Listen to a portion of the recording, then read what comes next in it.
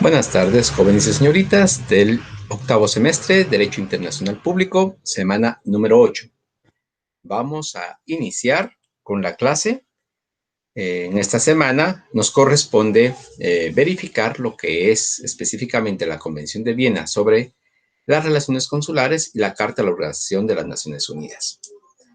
Los dos documentos, en algún momento determinado, ya los hemos estado verificando. Ya los hemos conocido un poco con relación a los agentes consulares. Ya vimos la semana pasada los agentes diplomáticos. Entonces ya vamos más o menos conociendo. La Convención de Viena sobre las relaciones consulares es muy parecida a la Convención de Viena sobre lo que es las relaciones diplomáticas. Entonces, no hay mucho, diríamos así, mucha diferencia entre una y otra convención. Y la Carta de la Organización de las Naciones Unidas, pues ya lo hemos verificado, ya lo hemos platicado. El día de hoy también tenemos que tomar en cuenta, jóvenes y señoritas, lo que es específicamente un taller, una tarea y un laboratorio que van a tener que hacer ustedes. La tarea va a estar en el portal de la universidad y ahí van a tener todas las directrices. El día de hoy voy a verificar esa situación yo y se va a tratar sobre los derechos humanos. Es un punto dentro de lo que es este curso de Derecho Internacional Público que quiero reforzar. Vamos a conocer los diferentes aquí en clase, la Declaración Universal de los Derechos Humanos, la Declaración de los Derechos Políticos y Civiles. Entonces, pero quiero que estudiemos eso.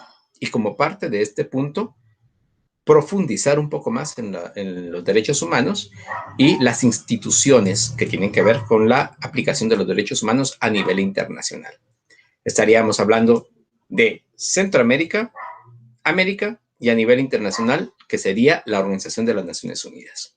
Entonces, esa va a ser la tarea y ese va a ser el laboratorio que van a tener que contestar 10 preguntas sobre la tarea que se les imponga. Entonces, para que ustedes tengan conocimiento, esto va a estar, todavía no está puesto en el portal. Se va a poner en el transcurso de la semana y van a tener más o menos una semana para poder contestar el laboratorio. Así que no tengan pena, se va a llevar a cabo sin ningún inconveniente. Muy bien, ¿cuál es el objetivo de la clase? Pues conocer la Convención de Viena sobre las relaciones consulares y además de ello, recuérdense, lo que es específicamente la Carta de las Naciones Unidas, la Carta de la Organización de las Naciones Unidas, que los dos documentos son muy importantes, que no tenemos mucho conocimiento de ellos, ya los hemos más o menos conocido a grandes rasgos. Ahora vamos a entrar a conocerlos un poquito más, no mucho porque no da tiempo. La Carta de las Naciones Unidas se compone de 174 artículos, entonces es muy, muy amplia. Solamente vamos a conocer algunos que creo yo es de importancia.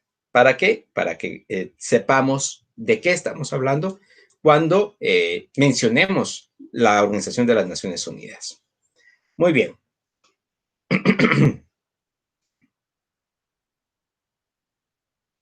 Derechos consulares. Como ya lo informé o como ya lo indiqué en la grabación, la Convención de Viena sobre las Relaciones Consulares fue firmada el 24 de abril de 1963 y entró en vigor el 19 de marzo de 1967. Vamos a verificar específicamente cuál es el motivo, cuál es la razón por la cual ingresó o tuvo vigencia a partir de 1967, cuando miremos lo que es su ratificación. Muy bien, el artículo 3, ejercicio de las funciones consulares. Las funciones consulares serán ejercidas por las oficinas consulares. También las ejercerán las misiones diplomáticas, según las disposiciones de la presente convención. O sea, dentro de la misión diplomática se ejercen las funciones consulares. Además de ello, puede ser en algún momento determinado que como parte, diríamos, como parte de esas funciones consulares existan oficinas consulares. O sea, hay países que tienen dividido sus oficinas consulares, o sea, su función consular y la misión diplomática, su misión diplomática, su vía diplomática. Entonces, es distinto. Por lo menos Guatemala, que yo sepa, tiene todo unificado en la misión diplomática. Establecimiento de una oficina consular, artículo 4. No se podrá establecer una oficina consular en el territorio del Estado receptor sin su consentimiento. Eso ya lo hemos platicado en anteriores oportunidades, que se necesita el consentimiento del Estado receptor, no solamente para establecer una oficina consular, sino que para establecer la misión diplomática y para establecer al jefe de misión. La sede de la oficina consular, su clase y la circunscripción consular las fijará el Estado que envía y serán aprobadas por el Estado receptor. El Estado que envía no podrá modificar posteriormente la sede de la oficina consular, su clase, ni la circunscripción consular sin el consentimiento del Estado receptor. Entonces, eso es específicamente el establecimiento de la oficina consular. Espero, jóvenes y señoritas, que tengan a la mano esta Convención de Viena, porque es importante que vayamos subrayando por lo menos los artículos que vamos a conocer en la clase. Son, como ya les indiqué, son muy parecidas. La Convención de Viena sobre derechos diplomáticos o sobre las relaciones diplomáticas y la Convención de Viena sobre los derechos consulares. Entonces, tenemos que ir conociendo ambos. ¿Existen diferencias? Claro que sí existen diferencias. Principalmente, vamos a verlo ahorita en las funciones consulares. ¿Cuáles son estas funciones consulares? Proteger en el Estado receptor los intereses del Estado que envía. y de sus nacionales, sean personas naturales o jurídicas dentro de los límites permitidos por el derecho internacional. B. Fomentar el desarrollo de las relaciones comerciales. Esto es primordial. La vía diplomática, las misiones diplomáticas, si ustedes se recuerdan, va directamente a la representación del Estado. Aquí, su primera función es proteger al Estado, pero su segunda función es fomentar el desarrollo de las relaciones comerciales, económicas, culturales y científicas entre el Estado que envía y el Estado receptor, y promover además las relaciones amistosas entre los mismos, de conformidad con las disposiciones de la presente convención. C. Informarse por todos los medios lícitos de las condiciones y de la evolución de la vida comercial, económica, cultural y científica del Estado receptor. Informar al respecto al gobierno del Estado que envía y proporcionar datos a las personas interesadas. D, y esta es una de las funciones más importantes, diríamos así, aparte de las relaciones comerciales, esta es una de las funciones más importantes de las funciones consulares, extender pasaportes y documentos de viaje a los nacionales del Estado que envía y visados o documentos adecuados a las personas que deseen viajar a dicho Estado. Es algo muy importante que se establezcan estas funciones, porque mucha gente, por ejemplo, las personas que viajan a Estados Unidos sin ningún documento, o sea, los que supuestamente van mojados, así se les denomina, ahí sí que eso sería sin el permiso correspondiente del otro estado, pues necesitan algún documento para reconocerlos. Y en este caso, los diferentes consulados de Guatemala en Estados Unidos extienden pasaportes y documentos de viaje a los nacionales del estado. E. Prestar ayuda y asistencia a los nacionales del estado que envía, sean personas naturales o jurídicas. F. Actuar en calidad de notario, en la de funcionario de registro civil y en funciones similares, y ejercitar otras de carácter administrativo, siempre que no se opongan las leyes y reglamentos del Estado receptor. G. Velar, de acuerdo con las leyes y reglamentos del Estado receptor, por los intereses de los nacionales del Estado que envía, sean personas naturales o jurídicas, en los casos de sucesión por causa de muerte que se produzcan en el Estado receptor. Y así hay otras funciones más, no vamos a entrar a conocerlas todas, porque son varias y tenemos que seguir avanzando. Entonces, esas son las funciones, diríamos así, consulares. Funciones consulares. Algunas, no todas, hay varias. Artículo 9, categorías de jefes de oficina consular. Se recuerda que o se verificó las clases de jefes de misión. Ahora tenemos aquí las categorías de jefes de oficina consular, artículo 9. Los jefes de oficina consular serán de 4 categorías: los cónsules generales, los cónsules, los vicecónsules y los agentes consulares. El párrafo 1 de este artículo no limitará en modo alguno el derecho de cualquiera de las partes contratantes a determinar en la denominación de funcionarios consulares que sean jefes de oficina consular.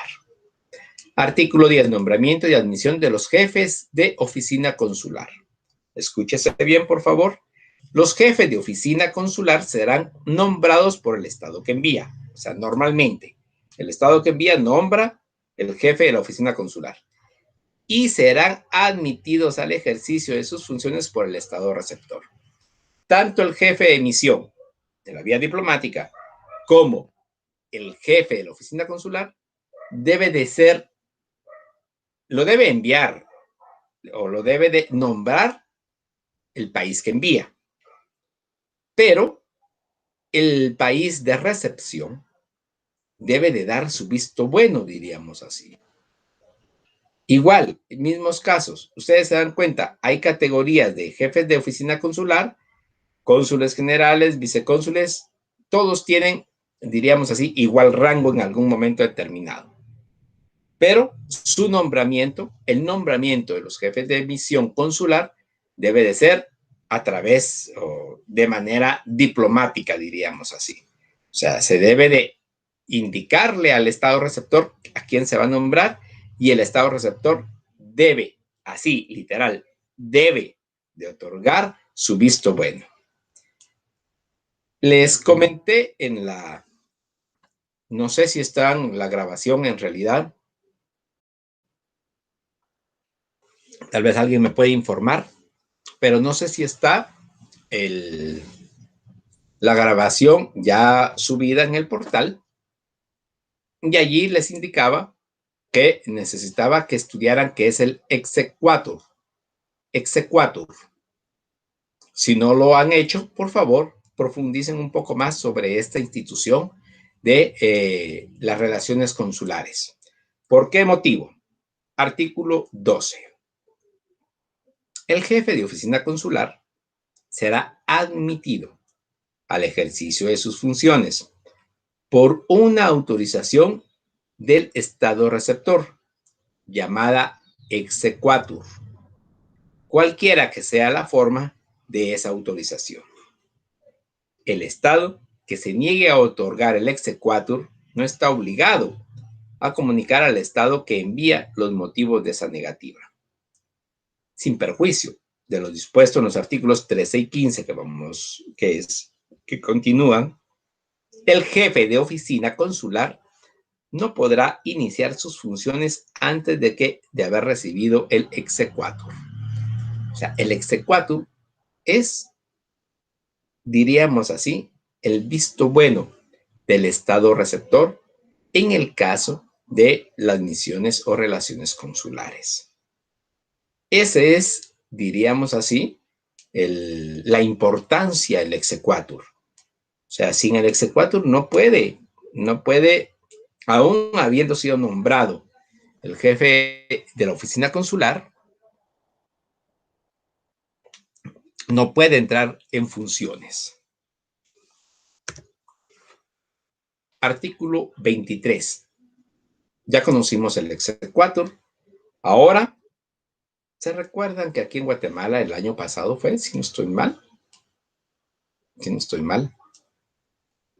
Hubo un problema bastante fuerte entre la Comisión Internacional contra la Corrupción en Guatemala, la CICIG, y el presidente de la República, que en ese tiempo era Jimmy Morales. Jimmy Morales nombró o declaró non grato al jefe de misión de las Naciones Unidas, que en este caso era, si no estoy mal, se llamaba Iván Velázquez. Y también declaró non grato a un jefe de misión. No sé si lo recuerdan ustedes. Se acaba de retirar de Guatemala, por cierto. El jefe de misión, el jefe de la embajada o el señor embajador de Suecia. No me recuerdo cuál era el nombre, pero el apellido era Kompas, con K, no con C.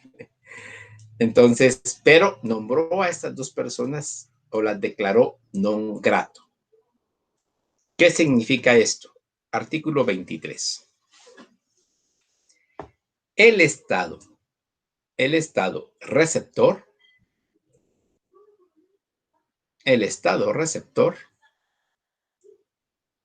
podrá comunicar en todo momento al Estado que envía que un funcionario consular es persona non grata o que cualquier otro miembro del personal ya no es aceptable. En el caso, el Estado que envía retirará a esa persona y no pondrá término a sus funciones en la oficina consular según proceda. Si el Estado que envía se negase a ejecutar o no ejecutase en un plazo razonable las obligaciones que le incumben. Al tenor de lo dispuesto en el párrafo primero de este artículo, el Estado receptor podrá retirar el exequatur a dicha persona o dejar de considerarla como miembro del personal consular. 3. Una persona designada miembro de la oficina consular podrá ser declarada no aceptable antes de su llegada al territorio del Estado receptor o antes de que inicie sus funciones en aquella si está ya en dicho estado. En cualquiera de esos casos, el Estado que envía deberá retirar el nombramiento. 4. En los casos a que se refieren los párrafos 1 y 3 de este artículo, el Estado receptor no estará obligado a exponer al Estado que envía los motivos de su decisión. Quiere decir, jóvenes y señoritas, que cuando una persona es declarada non grata, como en estos dos casos que les recuerdo, o cualquier miembro del personal ya no es aceptable, o sea, ya no es aceptado por el Estado receptor. En este caso, el Estado que envía retirará a esa persona o pondrá término a sus funciones en la oficina consular según proceda.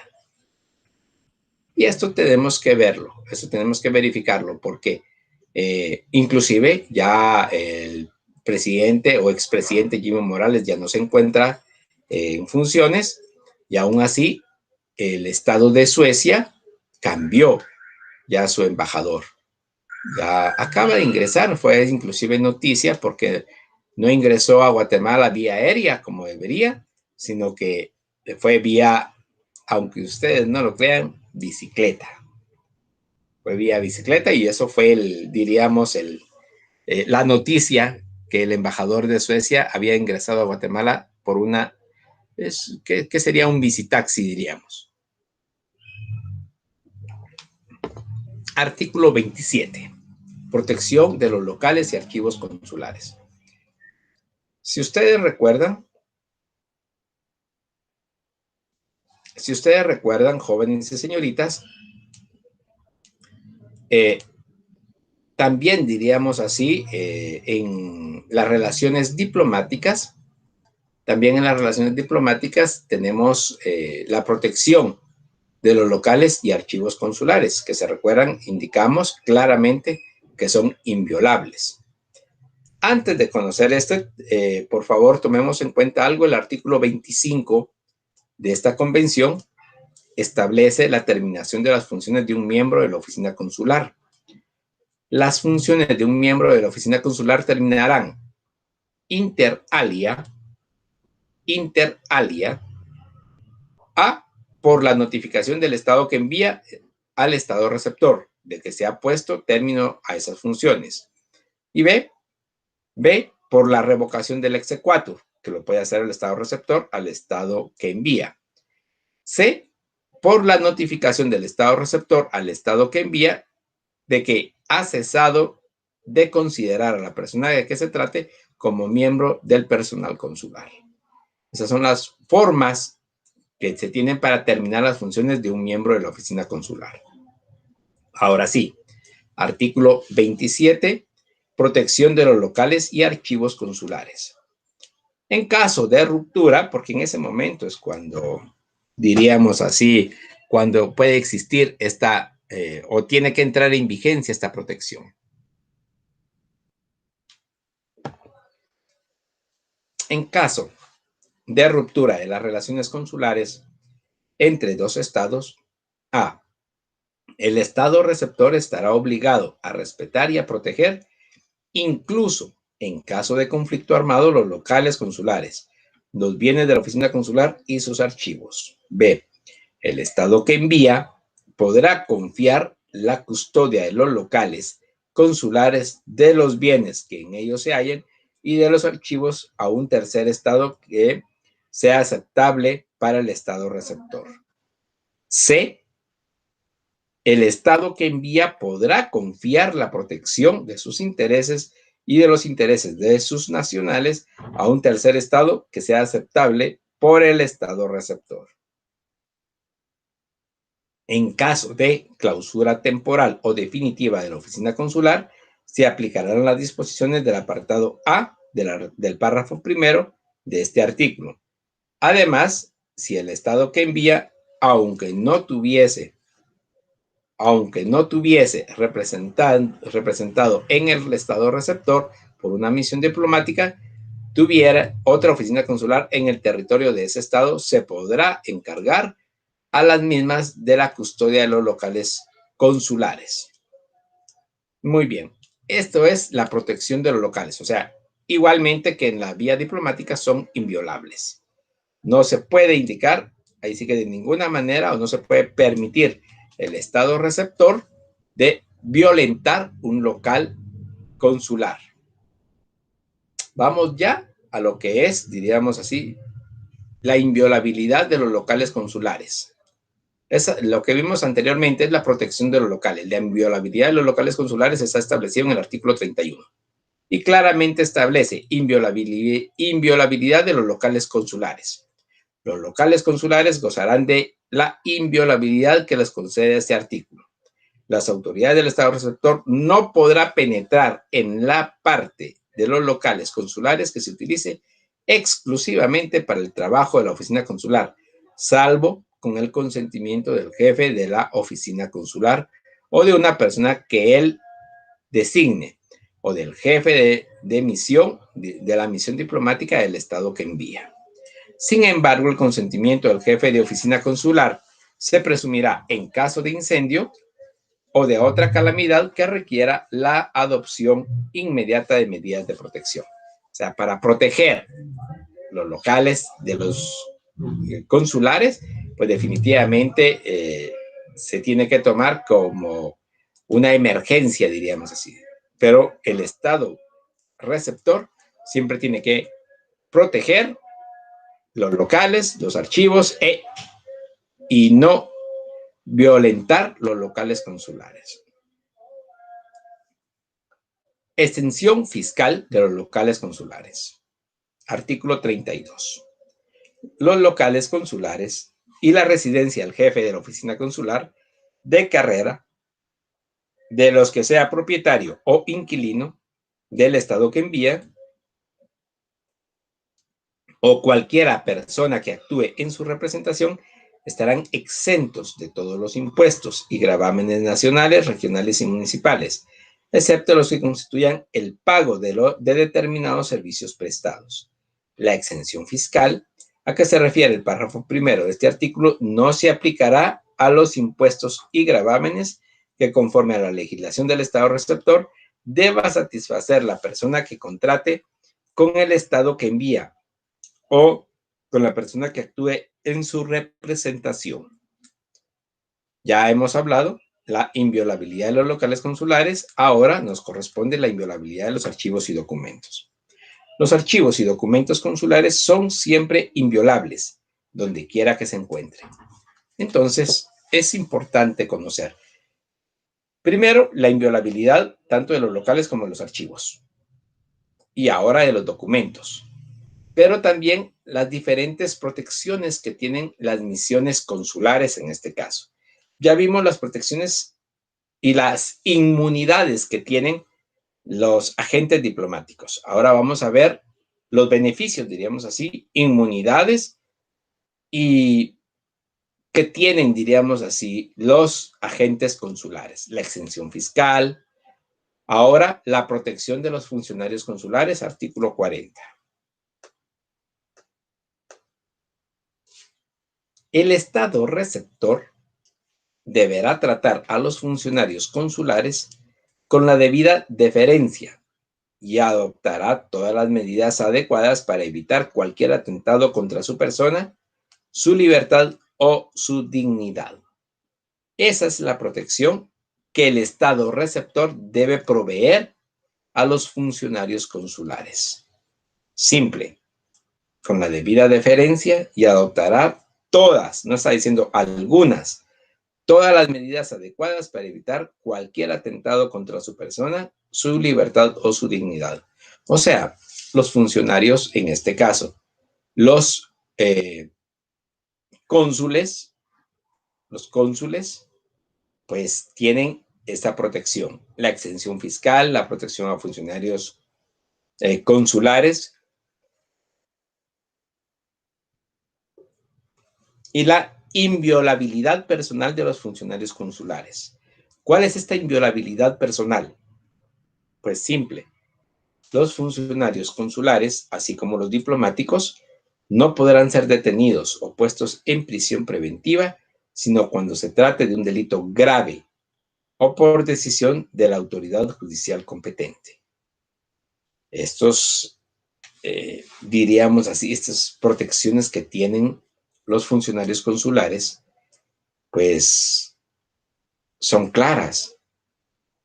No puede ser detenido o puesto en prisión preventiva, sino cuando se trate de un delito grave.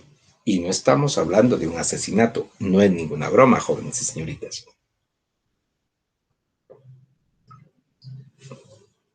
Inclusive, en algún momento determinado, un homicidio, un asesinato, para ellos, para los funcionarios consulares, no es un delito grave. Estamos hablando específicamente de, por ejemplo, alguna situación como situación de espías, situación de genocidio, involucramiento en violentar la soberanía nacional de todo Estado. No estamos hablando de un Estado específico. Cuestiones así bastante fuertes, diríamos así, bastante, diríamos,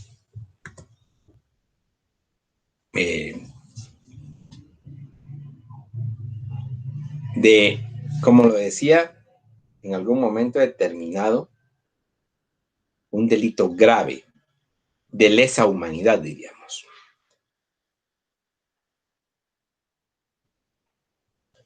Vamos a continuar. Inmunidad de jurisdicción. Esto es parecido a lo que ya verificamos en la Convención de Viena sobre las relaciones diplomáticas.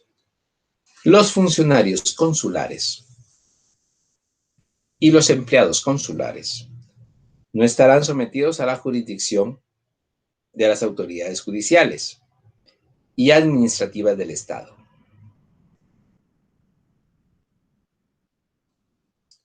Autoridades judiciales y administrativas del Estado receptor, por los actos ejecutados en el ejercicio de las funciones consulares.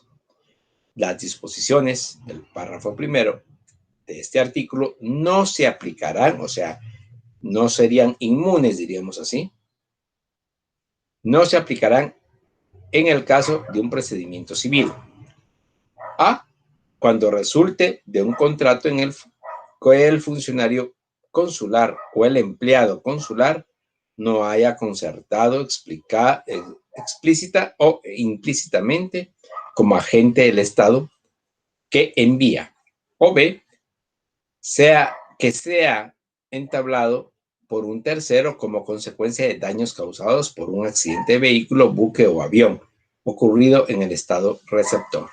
O sea, es cuando en algún momento determinado tienen problemas civiles, si ustedes se dan cuenta.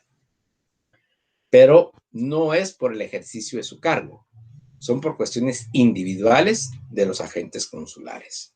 Sino, de lo contrario, no estará sometido a la jurisdicción de las autoridades judiciales y administrativas del Estado. Eso es lo normal, jóvenes y señoritas. Renuncia a los privilegios e inmunidades. Los privilegios es la exención fiscal y las inmunidades lo acabamos de verificar. El Estado que envía podrá renunciar respecto de un miembro de la oficina consular a cualquiera de los privilegios e inmunidades establecidas en los artículos 41, 43 y 44. La renuncia habrá de ser siempre expresa, excepto en el caso previsto en el párrafo tercero de este artículo, y habrá de comunicarse en escrito o por escrito, por escrito al Estado receptor. 3. Si un funcionario consular o un empleado consular entablase una acción judicial, en una materia en que goce de inmunidad de jurisdicción conforme al artículo 43. Repito, si el funcionario consular o empleado consular entablase una acción consular en una materia en que se goce de inmunidad de jurisdicción conforme al artículo 43. No podrá alegar esa inmunidad en relación con cualquier demanda reconvencional que esté directamente ligada a la demanda principal. Y 4. La renuncia y la inmunidad de jurisdicción respecto de acciones civiles o administrativas no implicará, en principio, la renuncia a la inmunidad en cuanto a las medidas de ejecución de la resolución que se dicte, que requieran una renuncia especial. Así es, la renuncia de privilegios e inmunidades tiene que ser expresa, jóvenes y señoritas. También está la exención fiscal. Eso ya vimos un poco sobre lo que estamos conociendo. La exención fiscal, por favor. Los funcionarios, empleados consulares y los miembros de su familia, o sea, todos los miembros, diríamos así, de lo que es no solamente funcionario consular, sino que empleados también y sus familias. O sea, todos, diríamos así, toda la oficina consular. Y los miembros de su familia que vivan en su casa estarán exentos de todos los impuestos y gravámenes personales o reales, nacionales, regionales, de todos los impuestos y gravámenes personales o reales, nacionales, regionales y municipales, con excepción. O sea, tienen exención fiscal general, pero se eximen ciertas situaciones. Por ejemplo, A, de aquellos impuestos indirectos que están normalmente incluidos en el precio de las mercancías y de los servicios. El IVA, por ejemplo. B, los impuestos y gravámenes sobre los bienes inmuebles privados que radiquen en el territorio del Estado receptor, salvo lo dispuesto en el artículo 32. Y C, de los impuestos sobre las sucesiones y transmisiones exigibles por el Estado receptor a reserva de lo dispuesto en el apartado B del artículo 51. Hay otras más, pero vamos a dejar esas exenciones que son las más importantes. Franquicia aduanera y exención de inspección aduanera. O sea, esto es algo en realidad que el agente diplomático tiene derecho al portafolio diplomático. O sea, tiene derecho a portar un maletín diplomático, el cual no puede ser revisado por ninguna persona.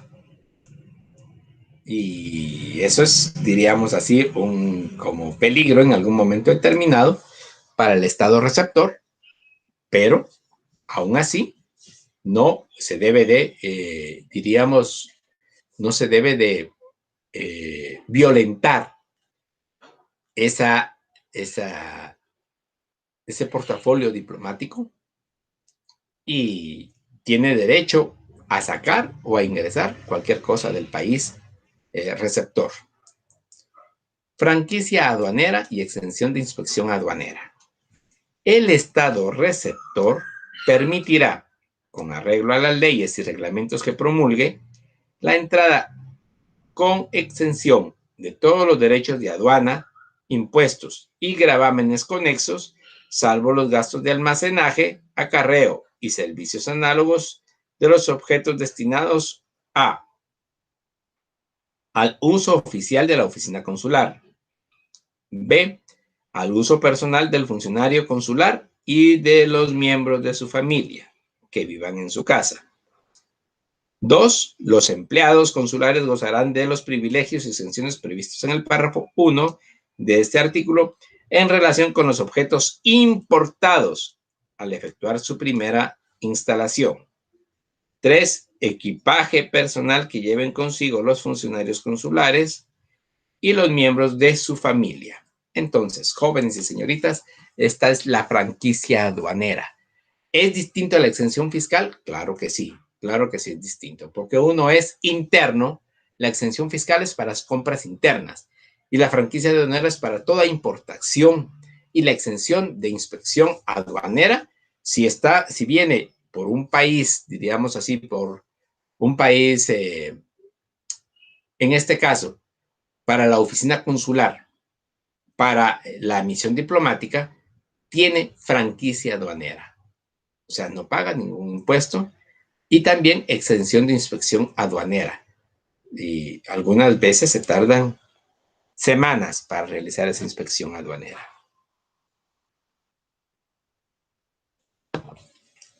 Principio y fin de los privilegios e inmunidades consulares, artículo 53. Los miembros de la oficina consular gozarán de los privilegios e inmunidades regulados en el presente convenio, desde el momento en que entren en el territorio del Estado receptor para tomar posesión de su cargo, o si se encuentran ya en el territorio desde el momento en que asuman sus funciones en la oficina consular.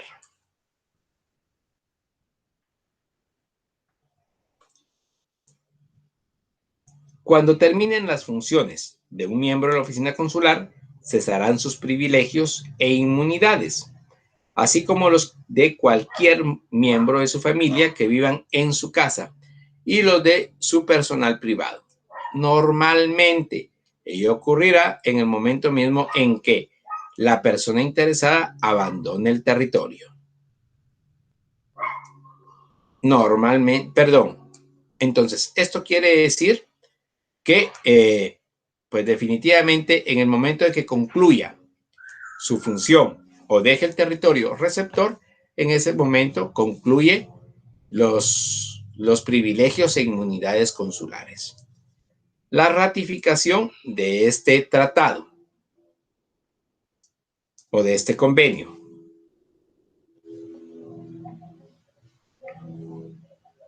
Artículo 70. Déjenme verificar.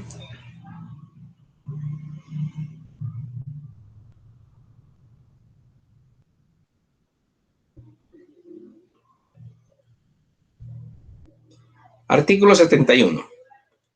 Excepto en el caso de que el Estado receptor conceda otras facilidades, privilegios e inmunidades, los funcionarios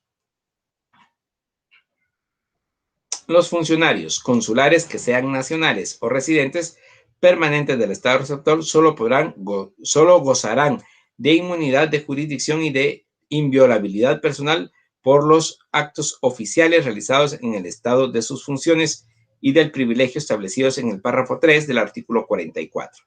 Este no es el artículo de la ratificación, es solamente para los nacionales y residentes permanentes del estado receptor. Vamos a verificar lo que es específicamente la firma. Sí, la firma es el artículo 74, por favor, jóvenes y señoritas.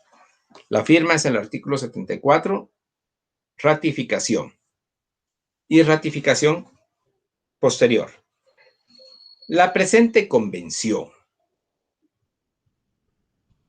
estará abierta a la firma de todos los Estados miembros de las Naciones Unidas o de algún organismo especializado, así como de todo Estado parte en el Estatuto de la Corte Internacional de Justicia y de cualquier otro Estado invitado por la Asamblea General de las Naciones Unidas a ser parte de la Convención. De la manera siguiente: hasta el 31 de octubre de 1963, en el Ministerio Federal de Relaciones Exteriores de la República de Austria.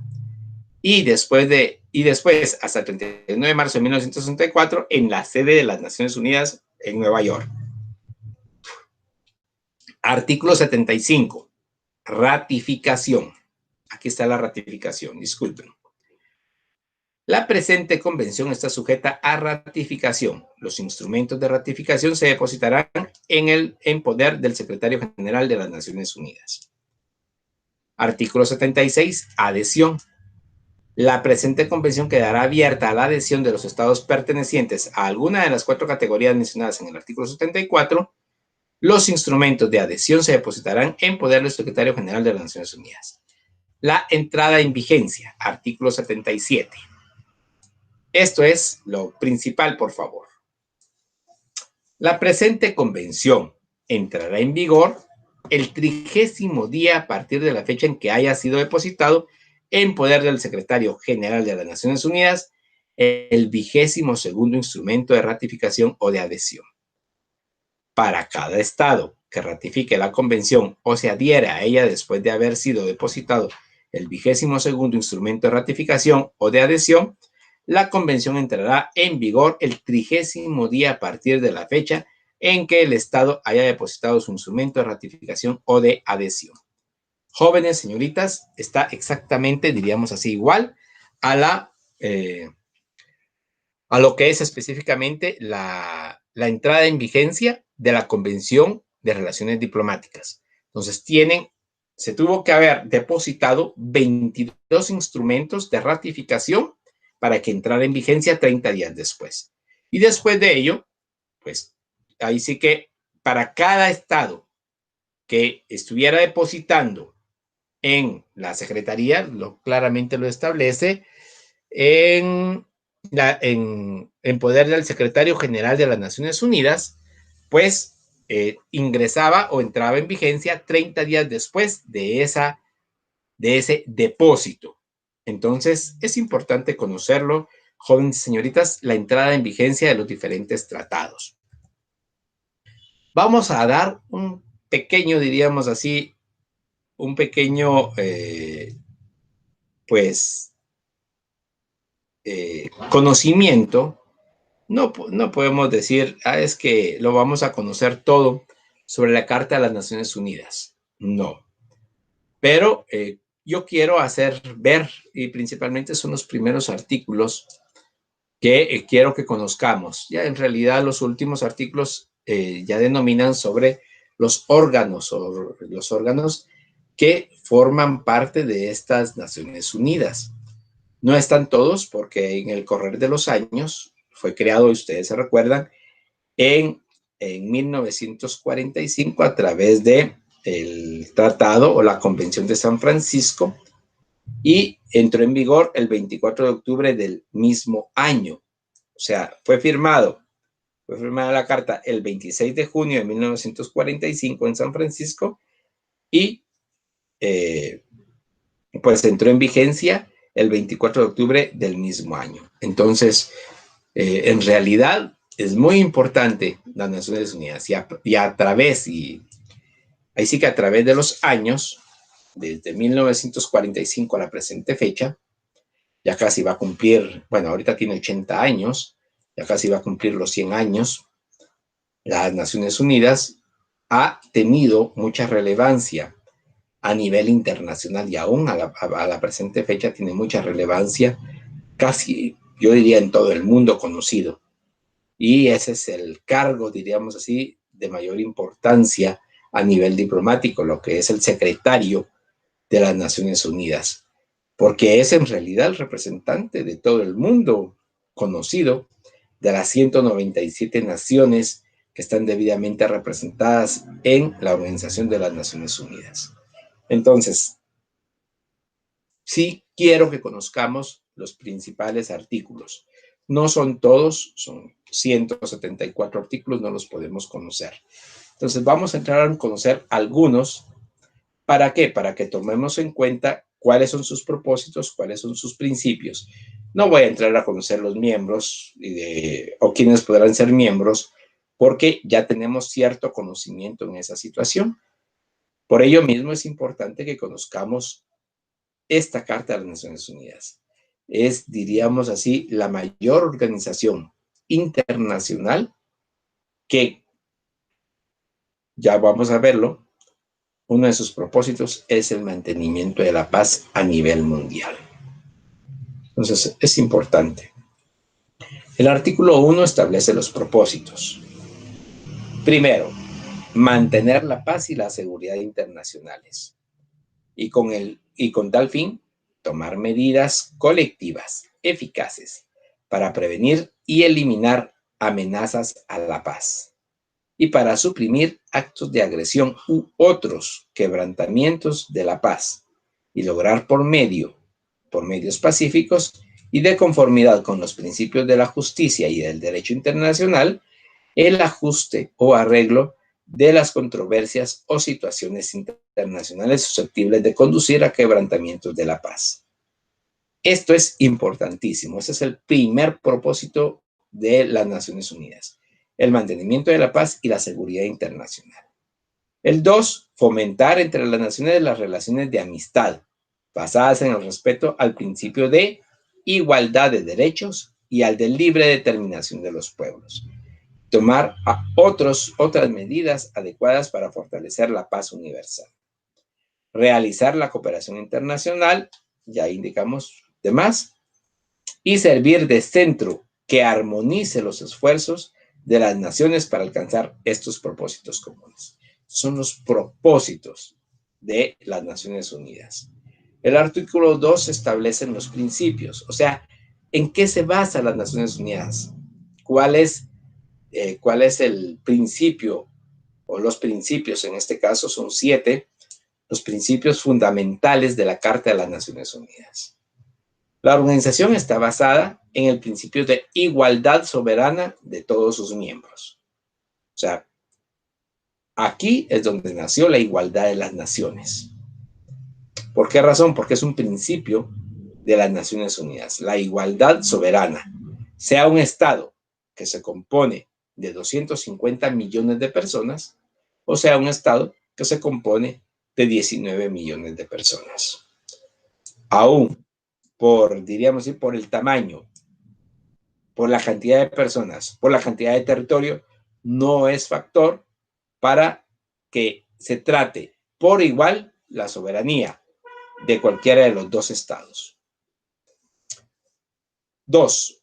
Los miembros de la organización, a fin de asegurar los derechos y beneficios inherentes a su condición de tales, cumplirán de buena fe las obligaciones contraídas por ellos, de conformidad con esa carta. Los miembros de la organización arreglarán sus controversias internacionales por medios pacíficos. Ya vamos a ver cuáles son los medios pacíficos. 4. Los miembros de la organización en sus relaciones internacionales se abstendrán de recurrir a la amenaza y al uso de la fuerza. 5. Los miembros de la organización presentaron a esta toda clase de ayuda en cualquier, los miembros de la organización prestaron a esta toda clase de ayuda en cualquier acción que ejerza de conformidad con esta carta. 6. La organización hará que los estados que no son miembros de las Naciones Unidas se conduzcan de acuerdo con estos principios, en la medida que sean necesarias para mantener la paz y la seguridad nacionales. 7. Ninguna disposición de esta carta autorizará a las Naciones Unidas a intervenir en los asuntos que son esencialmente de la jurisdicción interna de los estados, ni obligará a los miembros a someter dichos asuntos a procedimientos de arreglo conforme a la carta, conforme a la presente carta, pero este principio no se opone a la aplicación de las medidas coercitivas prescritas en el capítulo 7. Entonces, esta Carta de las Naciones Unidas, o estos principios en su momento determinado, obligan a todos los estados a mantener la paz. Y si en algún momento determinado entre estados tienen inconveniente, a resolver la amenaza, diríamos así, por medios pacíficos. En ningún momento a recurrir a las amenazas y al uso de fuerza. Entonces, y a brindar toda la ayuda necesaria correspondiente que tenga las Naciones Unidas. Es importante conocer estos propósitos y principios porque es el fundamento. Es el fundamento. Entonces, esos fundamentos son, diríamos así, el porqué del funcionamiento de estas, en este caso de las Naciones Unidas. ¿Quiénes son sus miembros originarios? Son miembros originarios de las Naciones Unidas. Escuchen, por favor, jóvenes y señoritas, porque esto sí es muy, muy importante. Normalmente no lo conocemos. Los estados que, habiendo participado en la Conferencia de las Naciones Unidas sobre Organización Internacional, celebrada en San Francisco, o que, habiendo firmado previamente la Declaración de las Naciones Unidas de 1 de enero de 1942, suscriban esta carta y ratifiquen de conformidad con el artículo 110, que lo vamos a ver en su momento. Esos son los estados originarios de las Naciones Unidas. Normalmente se conocen como los aliados. Artículo 4. Podrán ser miembros de las Naciones Unidas todos los demás estados. O sea, aquí no hay que cumplir algún requisito específico. No. Todos los demás estados amantes de la paz que respeten las obligaciones consignadas en esta carta y que a juicio de la organización estén capacitados para cumplir dichas obligaciones y se hallen dispuestos a hacerlo. La admisión de tales estados como miembros de las Naciones Unidas se efectuará por decisión de la Asamblea General a recomendación del Consejo de Seguridad. O sea, siempre el Consejo de Seguridad de las Naciones Unidas tiene que dar, diríamos así, su aprobación previa a que sea iniciado un diálogo, diríamos así, en las Naciones Unidas para ingresar un nuevo miembro. Siempre, diríamos, de acuerdo a lo que establece este artículo número 4, las naciones, el Consejo de Naciones, el Consejo de Seguridad, debe dar la recomendación necesaria para que puedan ingresar.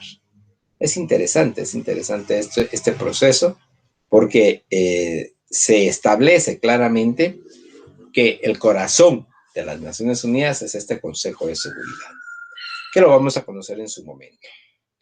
Artículo 6, violación a los principios. Todo miembro, o sea, aquí no se exceptúa alguien, todo miembro de las Naciones Unidas que haya violado repetidamente los principios contenidos en esta carta podrá ser expulsado de la organización por la Asamblea General a recomendación del Consejo de Seguridad. O sea, por ello mismo les indicaba el corazón de esta Carta de las Naciones Unidas es el Consejo de Seguridad. Artículo 7, órganos principales. Se establece como órganos principales de las Naciones Unidas la Asamblea General, el Consejo de Seguridad, un Consejo Económico y Social, un Consejo de Administración Financiera, una Corte Internacional de Justicia y una secretaria. O sea, es bastante complejo, diríamos así, los procesos o los principales órganos de la Organización de las Naciones Unidas. La Asamblea General, ya vamos a ver cuántos miembros participan en la Asamblea General, un Consejo de Seguridad que tiene miembros permanentes y miembros no permanentes, así se les denomina.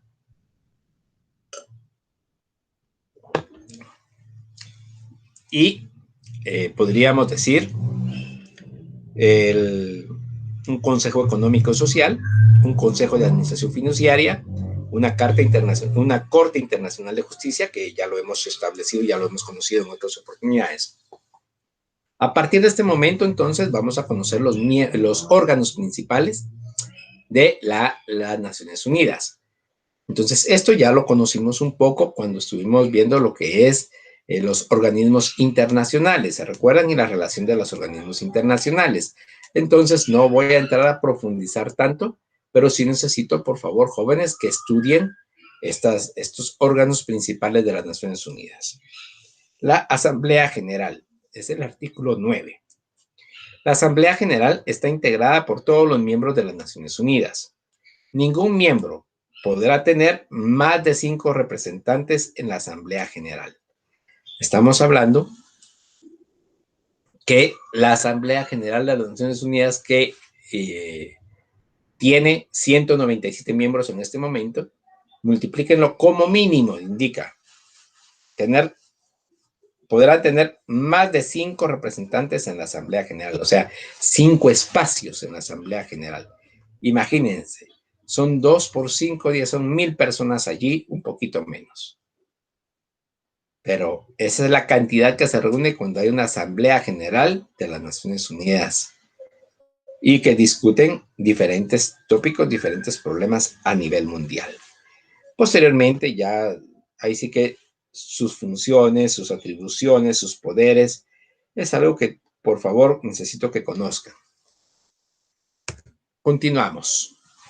El Consejo de Seguridad. Tenemos, diríamos así, 15 minutos para esta diapositiva y 15 para la otra a lo sumo, a lo máximo. Entonces, por favor, pongamos mucha atención. Voy a ir un poquito acelerado porque si no, no nos da tiempo de conocerlo todo. El Consejo de Seguridad es el artículo 23. Se compondrá de 15 miembros de las Naciones Unidas. La República de China, Francia, Unión de las Repúblicas Socialistas Soviéticas, el Reino Unido de la Gran Bretaña e Irlanda del Norte y los Estados Unidos de América serán miembros permanentes del Consejo de Seguridad.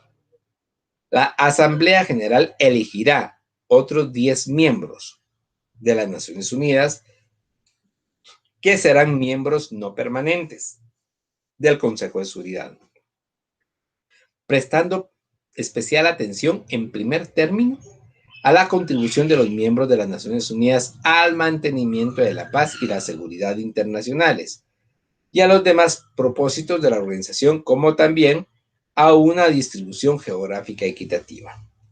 Los miembros no permanentes del Consejo de Seguridad serán elegidos por un periodo de 2 años. En la primera elección de los miembros no permanentes que se celebre después de haberse aumentado a 11 o de 11 a 15 el número de miembros del Consejo de Seguridad, 2 de los 4 miembros nuevos serán elegidos por un periodo de 1 año. Los miembros salientes no serán reelegibles para el periodo subsiguiente.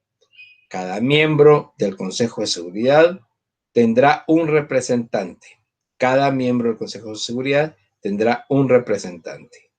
Esto es, diríamos así, el Consejo de Seguridad. ¿Cómo se compone? Son 15 miembros en total, 5 permanentes y 10 no permanentes. ¿Cuáles son sus funciones? Esto es lo primordial. Y posteriormente el artículo 25, decisiones del Consejo de Seguridad. ¿Cuáles son sus funciones? El asegurar, a fin de asegurar acción rápida y eficaz por parte de las Naciones Unidas, sus miembros confieren al Consejo de Seguridad la responsabilidad primordial de mantener la paz y la seguridad internacionales. Imagínense. Por eso les indico, para mí el Consejo de Seguridad es el corazón de las Naciones Unidas. ¿Por qué? Porque tiene como función el objetivo de las Naciones Unidas: mantener la paz y la seguridad internacionales, y reconocen que el Consejo de Seguridad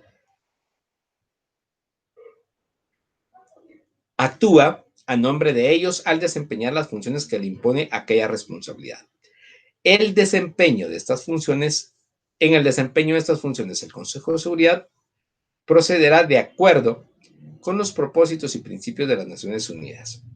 Los poderes otorgados al Consejo de Seguridad para el desempeño de dichas funciones quedan definidos en los capítulos 6, 7, 8 y 12. El Consejo de Seguridad presentará a la Asamblea General para su consideración informes anuales y, cuando fuera necesario, informes especiales. Decisiones. Artículo 25. Los miembros de las Naciones Unidas convienen en aceptar y cumplir las decisiones del Consejo de Seguridad de acuerdo a esta carta.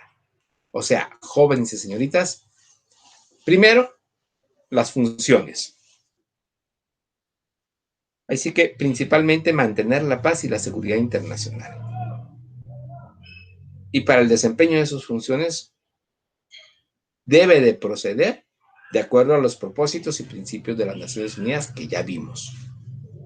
Entonces, es el corazón porque de él emana inclusive quienes ingresan a la Asamblea General de las Naciones Unidas, quienes forman parte, qué estados forman parte de las Naciones Unidas. Y si ustedes se dan cuenta, ahí sí que es algo muy, muy especial, no lo indican en ningún otro tratado. Los miembros de las Naciones Unidas convienen en aceptar y cumplir las decisiones del Consejo de Seguridad de acuerdo a esta carta. O sea, es necesario cumplir las decisiones del Consejo de Seguridad, sí y solo sí, porque ya lo establece, ya lo indica las Naciones Unidas. Artículos del 33 al 38, esto es algo que ya hemos verificado y solamente los voy a mencionar.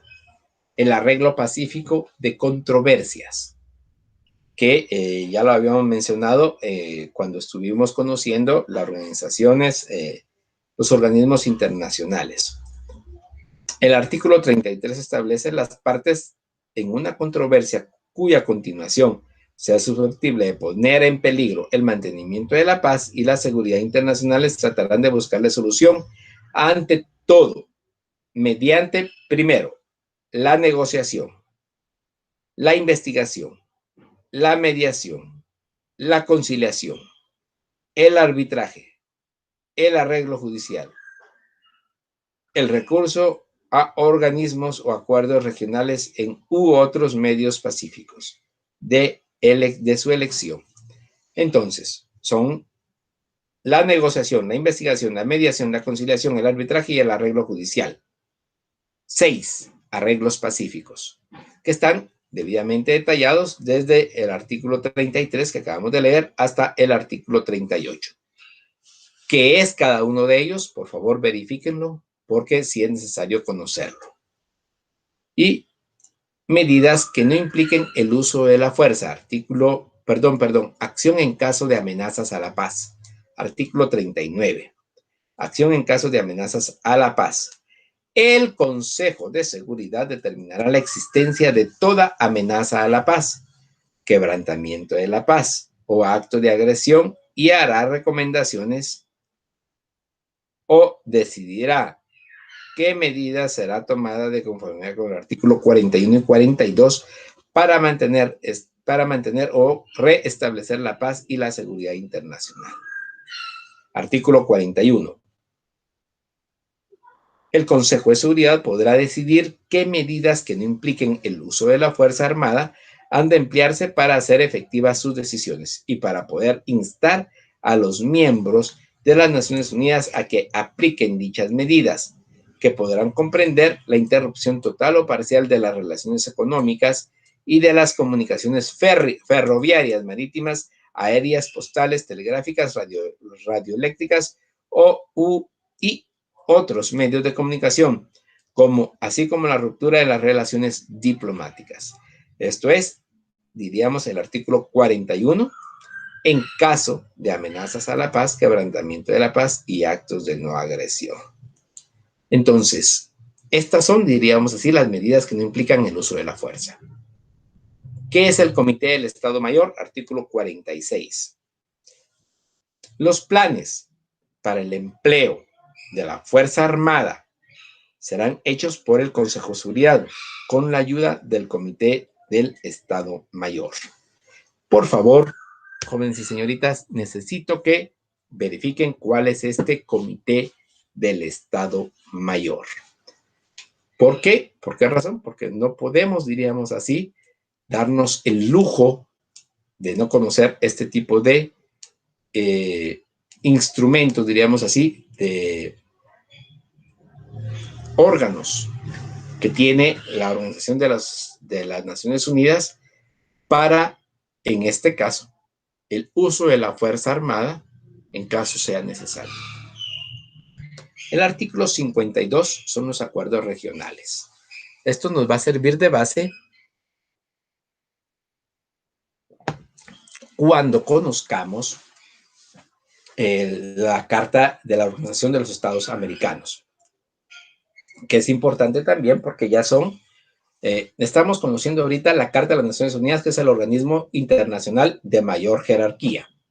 Pero también tenemos que conocer la Carta de la Organización de los Estados Americanos, inclusive el Protocolo de Tegucigalpa, para que vayamos conociendo la parte interna, América, Centroamérica, y así verificar cuáles son sus funciones, cuáles son sus acciones y poder conocer un poco más sobre este tipo de organismos. Artículo 52, acuerdos regionales. Ninguna disposición de esta carta se opone a la existencia de acuerdos u organismos regionales, cuyo fin sea entender en los asuntos relativos al mantenimiento de la paz y la seguridad internacional y susceptibles de acción regional, siempre que dichos acuerdos u organismos y sus actividades sean compatibles con los propósitos y principios de las Naciones Unidas. O sea, esta es la base que tiene la Carta de la Organización de los Estados Americanos para entrar a funcionar. Los miembros de las Naciones Unidas que sean partes de dichos acuerdos o que constituyan dichos organismos harán todos los esfuerzos posibles para lograr el arreglo pacífico de las controversias de carácter local por medio de tales acuerdos u organismos regionales antes de someterlas al Consejo de Seguridad. O sea, todas las controversias se someten al Consejo de Seguridad. El Consejo de Seguridad promoverá el desarrollo del arreglo pacífico de las controversias de carácter local por medio de dichos acuerdos u organismos regionales, procediendo bien a iniciativa de los estados interesados, bien a instancia del Consejo de Seguridad. Este artículo no afecta de manera alguna la aplicación de los artículos 34 y 35, los arreglos, ahí se recuerdan, las negociaciones, el arreglo pacífico de controversias. El artículo 35 establece la investigación de toda controversia. El artículo 34 es toda investigación y el artículo 35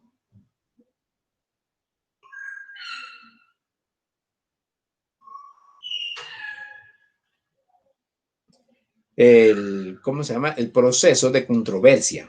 El proceso de controversia. Entonces, es importante ir conociendo estos acuerdos regionales, por favor, que tienen que ver y principalmente, primeramente, la Organización de las Naciones Unidas no se opone. Y segundo, siempre y cuando que tenga como base los mismos propósitos y los mismos principios que las Naciones Unidas. Muy bien, artículo 55, cooperación internacional, económica y social.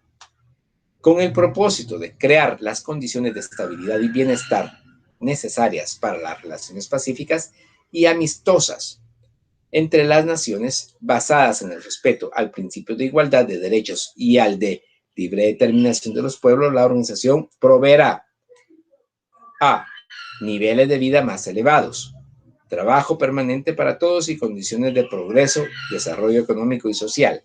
B, la solución de problemas internacionales de carácter económico, social y sanitario y de otros problemas conexos y la cooperación internacional en el orden cultural y educativo. Y C, el respeto universal a los derechos humanos y a las libertades fundamentales de todos, sin hacer distinción por motivos de raza, sexo, idioma o religión, y la efectividad de tales derechos y libertades. ¿Para qué? Porque la cooperación internacional es muy importante porque se trata que todas las naciones, no solamente los poderosos, sino que todas las naciones tengan los mismos derechos, las mismas obligaciones y algo muy importante, el mismo desarrollo social, cosa que actualmente no se tiene. El Consejo Económico y Social, artículo 61. Estará integrado por 54 miembros de las Naciones Unidas elegidos por la Asamblea General. Salvo lo prescrito en el párrafo tercero, 18 miembros del Consejo Económico y Social serán elegidos cada año por un periodo de 3 años. Por un periodo de 3 años. Los miembros salientes serán reelegibles para el periodo subsiguiente. En la primera elección que se celebre después de haberse aumentado de 27 a 54 el número de miembros del Consejo de Seguridad Económico y Social, además de los miembros que se elijan para sustituir a los 9 miembros cuyo mandato expire al final de ese año, se elegirán 27 miembros más. El mandato de 9 de estos 27 miembros adicionales así elegidos expiran al cabo de un año y el de los otros 9 miembros cada vez transcurridos 2 años, conforme a las disposiciones que dicte la Asamblea General. Cada miembro del Consejo Económico y Social tendrá un representante. Este consejo está integrado por 54 miembros y podemos verificar algunas de sus funciones, como podrá ser el iniciar estudios e informes con respecto a asuntos internacionales de carácter económico-social.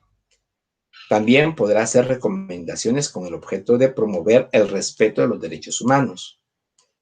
También podrá formular proyectos de convención con respecto a cuestiones de su competencia. Entonces son situaciones, diríamos así, de carácter económico, social, cultural, educativo y sanitario, y otros asuntos conexos. Así lo establece esta Carta de las Naciones Unidas.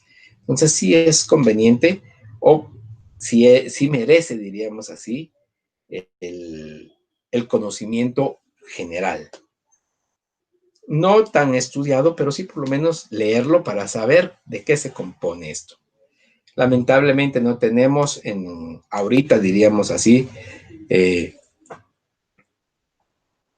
tanto espacio como para poder indicar en clase, porque sí se debería en algún momento determinado promover el estudio y sobre estos temas, pues ahí sí que su examen parcial.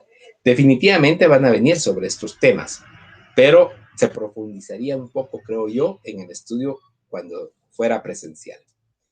La declaración relativa a territorios no autónomos. Este artículo quise que lo conociéramos se recuerdan, cuando estuvimos conociendo las Naciones Unidas, conocimos un poco sobre los territorios no autónomos.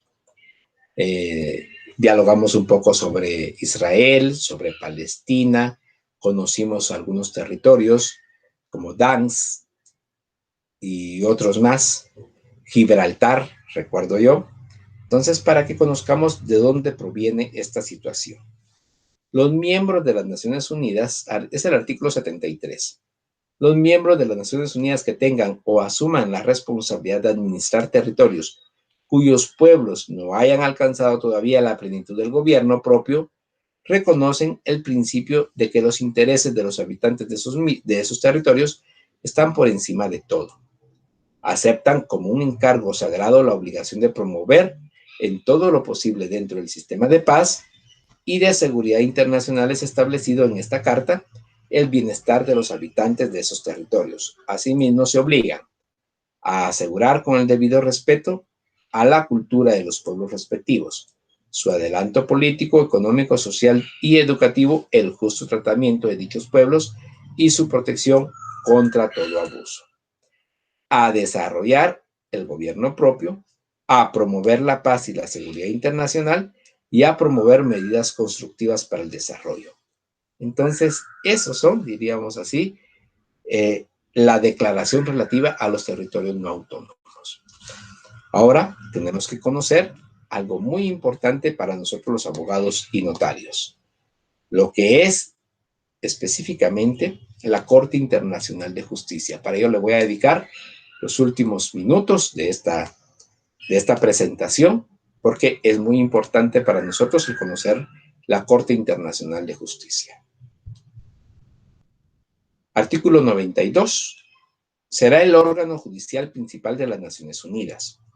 Funcionará de conformidad con el estatuto anexo, que está basado en el de la Corte Permanente de Justicia Internacional y que forma parte integrante de esta carta. Artículo 93. Esto ya no lo tienen ustedes en la presentación. Todos los miembros de las Naciones Unidas son ipso facto partes en el Estatuto de la Corte Internacional de Justicia. Un Estado que no sea miembro de las Naciones Unidas podrá llegar a ser parte en el Estatuto de la Corte Internacional de Justicia de acuerdo con las condiciones que determine en cada caso la Asamblea General a recomendación del Consejo de Seguridad. Y artículo 94, no lo indican también ustedes, o no está en la presentación, pero sí necesito que lo conozcan. Cada miembro de las Naciones Unidas se compromete a cumplir las decisiones de la Corte Internacional de Justicia en todo litigio en que sea parte. Si una de las partes en un litigio dejara de cumplir las obligaciones que le imponga un fallo de la Corte Internacional de Justicia, la otra parte podrá recurrir al Consejo de Seguridad, el cual podrá, si lo cree necesario, hacer recomendaciones o dictar medidas con el propósito de que se lleve a cabo a efecto la ejecución del fallo.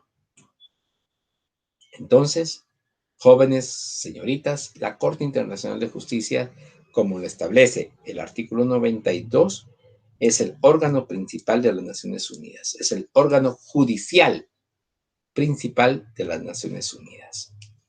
Por favor, sigamos conociendo esto.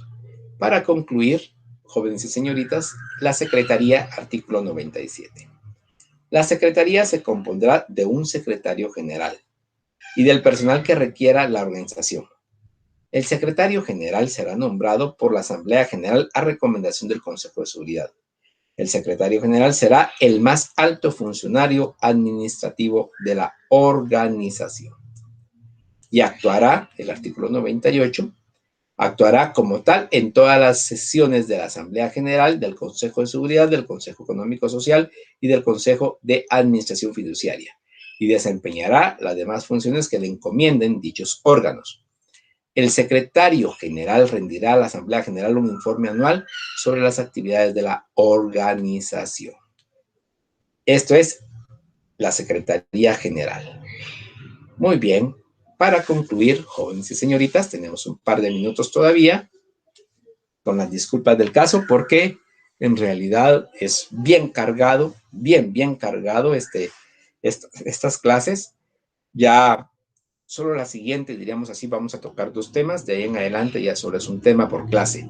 Va a ser un poco más relajado, diríamos así, porque es mucho contenido, Yo lo comprendo, pero me debo de ceñir al contenido establecido en el pensum de estudio de la universidad. Entonces, yo sé que es extenso. Sería un poquito, diríamos así, más fácil el poderlo dialogar que el estarles presentando, diríamos así, y a la vez, pues no tener la posibilidad de poder interactuar con ustedes.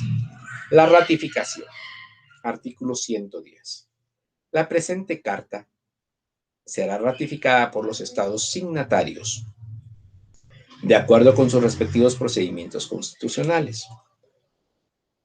Las ratificaciones serán entregadas para su depósito en al gobierno de los Estados Unidos de América, el cual notificará cada depósito a todos los estados signatarios, así como al secretario general de la organización cuando haya sido designado. La presente carta entrará en vigor tan pronto como hayan sido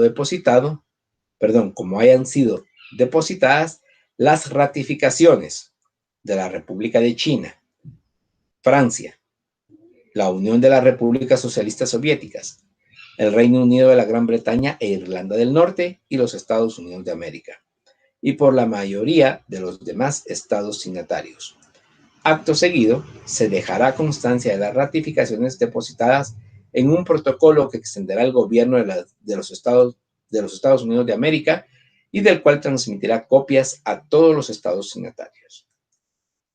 Los estados signatarios de esta carta que la ratifiquen después de que haya entrado en vigor adquirirán la calidad de miembros originarios de las Naciones Unidas en la fecha del depósito de sus respectivas ratificaciones. Jóvenes y señoritas, con esto estamos concluyendo el conocimiento de lo que es la Carta de las Naciones Unidas, que sé que es bastante amplia, son 111 artículos, entonces comprendo esta situación. pero les rogaría que por favor la estudiaran más detenidamente. Es importante conocer estos instrumentos, estas convenciones, estos tratados, estas cartas, porque nos dan la base. Esto es una base que ustedes tienen ahorita del derecho internacional público para conocimiento general, pero también les servirá para otras clases. Ya les indicaba, les puedo asegurar el derecho de integración. Yo he dado esa clase, por ello mismo les informo que les ayudará bastante si ponen un poco de atención en este conocimiento que deben de tener. Para concluir, vamos a dar lectura a las preguntas de la semana número 8. Semana número 8, pregunta 1.